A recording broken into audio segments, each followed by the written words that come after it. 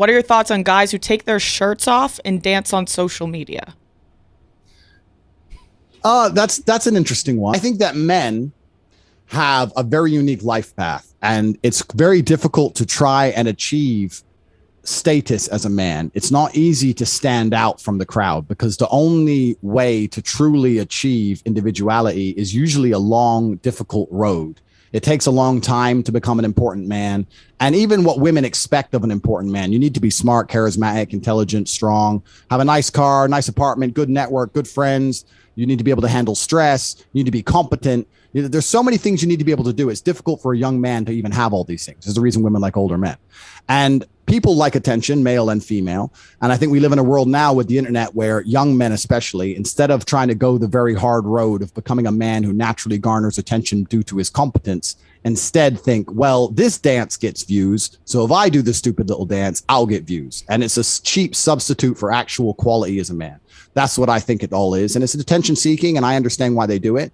But when you grow up as a man and you grow into a man of status and genuine stature, you're uninterested in doing little dances because you are important simply because you exist. I'm saying that if you go through enough pain and you internalize it the right way and you become a high enough status man, that you don't need to be doing TikTok dances to simply get attention. I get attention for talking, right? I don't have to pay anyone to look.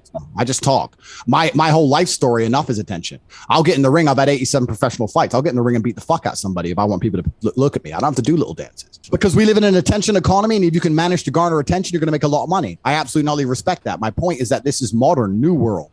In my world, and I'm only 35 years old. When I was 17, you didn't go on the internet and do TikTok dances. If you wanted to matter, you needed to have money, you needed to be strong, you needed to be intelligent, you needed to have important friends. You had to become a man. And what I'm saying is that in the world we live in today, the internet has allowed certain people to skip an entire process of manhood. Now you have Twitch streamers who are 19 years old, fat, drinking fucking soya milk, who have millions and millions of people paying attention to them, and they're rich now. So they're statistically successful, but they are not men, and they will never become men, because to be a man, you must suffer. You must suffer and you must survive.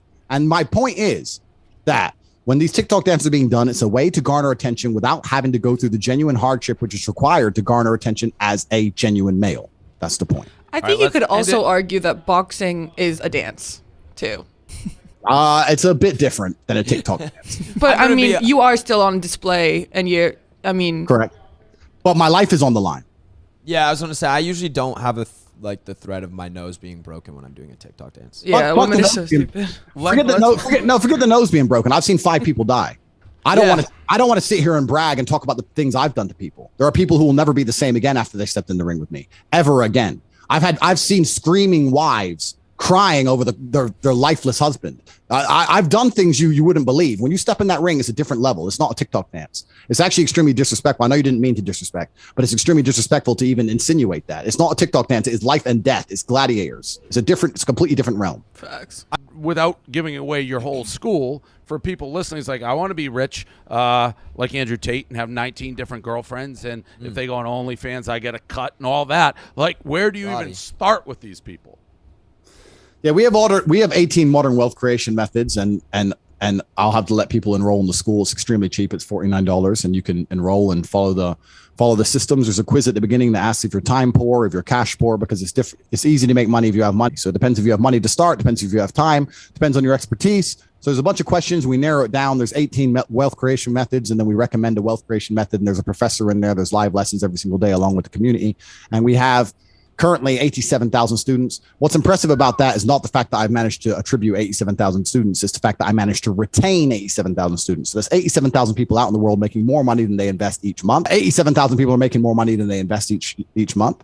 And I think that's pretty successful overall for a university. Very good.